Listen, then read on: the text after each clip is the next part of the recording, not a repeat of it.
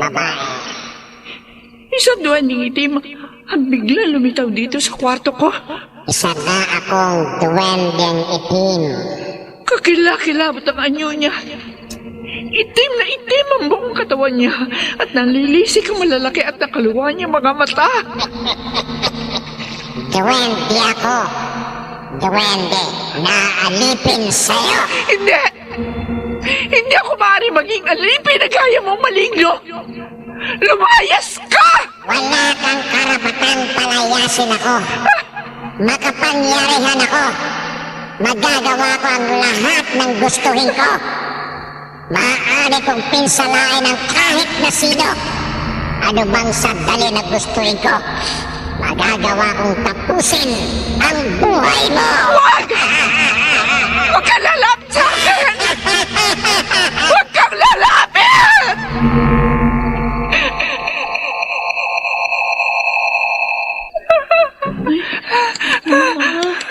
Mama, gising po. Beth! Nagising ako kasi narinig kong muungol kayo eh. Kaya pumasok ako dito sa kwarto mo. Ay, Diyos ko, salamat. Panaginip lang. Ba't muungol kayo kanina? Ako natutulog. Binangungot ako, Beth. Binangungot kayo? Oo. Gaya ng nangyari sa papa mo nung nakaraang taon. Na binangungot kaya hindi na nagising. Buti po nagising kayo. Nanaginip lang ako ng masama. Panaginip lang ang lahat. Pero bilang faith healer, nararamdaman ko ang pagpapakita sa akin ng duwending itim sa panaginip ko ay babala ng malagim na mangyayari.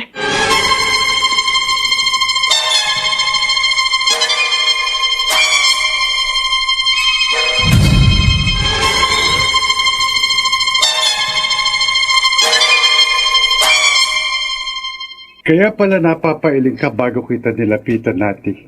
Nanaginip ka pala kagabi ng duwending itim. Magkalugar lang tayo. Kaya nagtapat ako sa iyo, Ramon. Akala ko pa naman kung ano na yung problema mo. Nang mapadaan ako rito habang papasok ako sa aking trabaho. Malaking problema ang pinangangambahan ko. Napakalaking problema kapag nagsabog ng lagim ang duwending itim.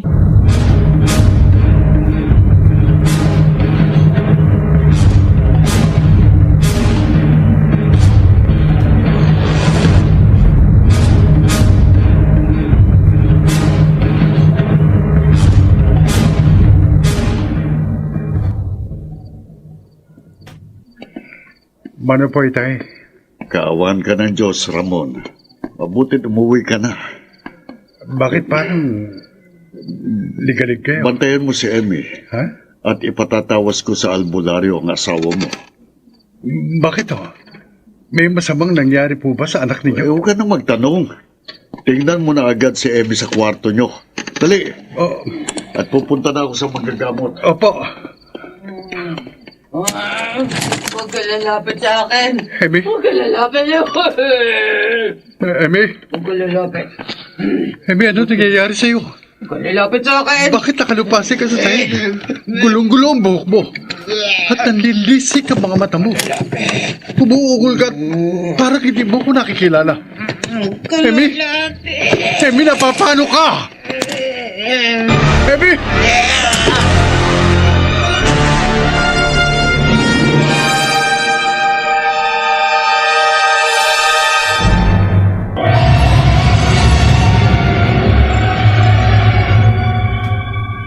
Ano po, itay?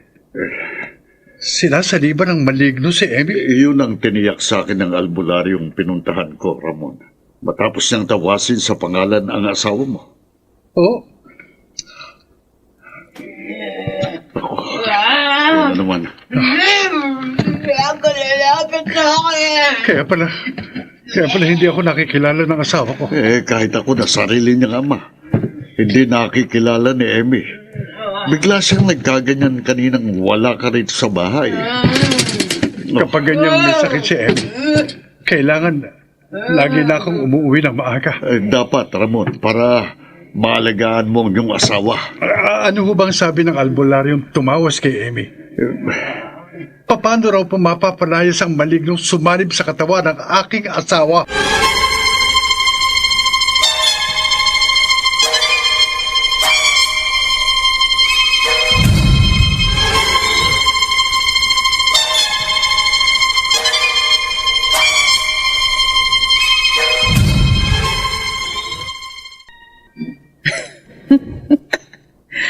Bago pumasok si Ramon sa kanyang trabaho kanina, alalang-alala siya sa akin, Tay.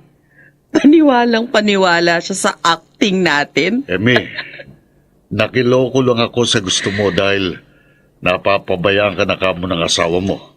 Kasi nga ho, Tay, kutob ko talaga natututo ng mambabae ang si Ramon eh. Dahil 10 taon na kaming kasal, hindi pa kami nagkakaanak. Kaya paglabas niya sa trabaho, di agad siya nakakauwi. Sa bagay nga, kesa wayin mong asawa mo mas mabuti nang magkunwari ka na lang na nagkakaganyan ka. Para hindi masira ang inyong pagsasama. Malamang lagi na siyang uuwi ng maaga ngayon. Dahil paniwalang-paniwala siyang sinasaniban nga ako ng maligno. Pero hanggang kailan ka magkukunwari sa asawa mo? Tay, Hanggang kailan ka magkukunwari na sinasaniban ka ng maligno?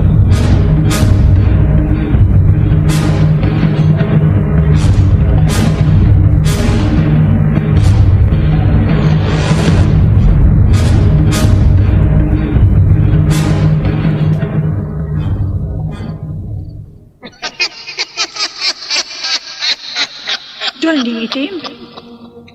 Ikaw na naman? Ako nga, Napi. Bakit? Bakit nagpakita ka na naman sa akin? Dahil isa kang faith healer at naniniwala ka sa katulad ko. Tigilan mo na ang pagpapakita sa akin, maligno!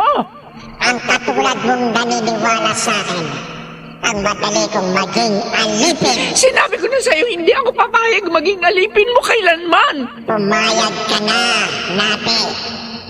Pumayag ka nang sumanib ako sa iyong katawan. Hindi! Ayoko! Sasanib ako sa katawan mo. Sa ayaw at sa gusto mo. Wag! Wag! Wag!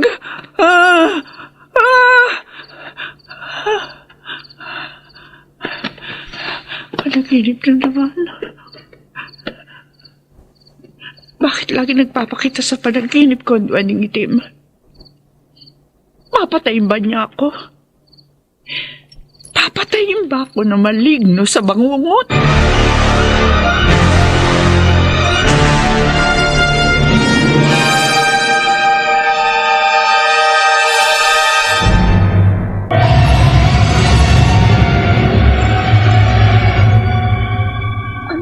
Kwintas na may palawit na bala. Isuot mo ito, Beth. Ay, ang ganda po nito, Mama. Hindi pangkaraniwan ang kwintas na yan. Katulad po ito ng suot nyo. Oo.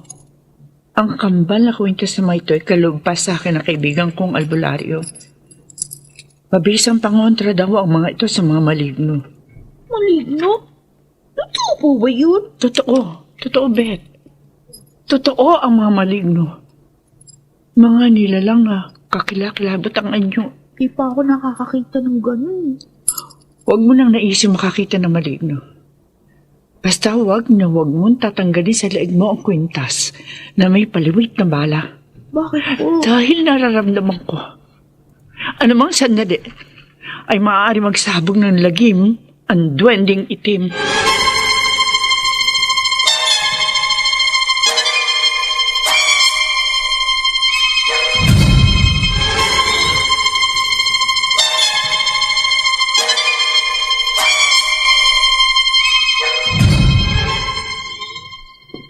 gabi na. Malamang pauwi na si Ramon. Lagi nang umuwi ng maagang asawa ko dahil sa sobrang pag-aalala sa akin. Bago siya dumating, magkukunwari na akong sinasaniban ng maligno. Gaya ng dati, uupo ako nakalupasay dito sa sahig ng kwarto. Ganyan. Tapos, magkukunwari akong nakatulala, walang nakikilala, at kapag may lumapit sa akin, panlilisikan ko ng mga mata. Uungol ako at magkukunwaring sinasaniban ng maligno. Kaya nito.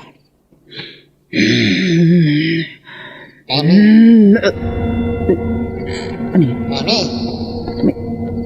May tumatawag yata sa akin?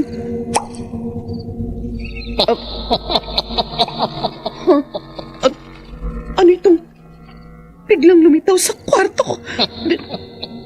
Duwende? Duwendeng itim! Hindi. tama ka, Amy. Isa nga akong duwendeng itim.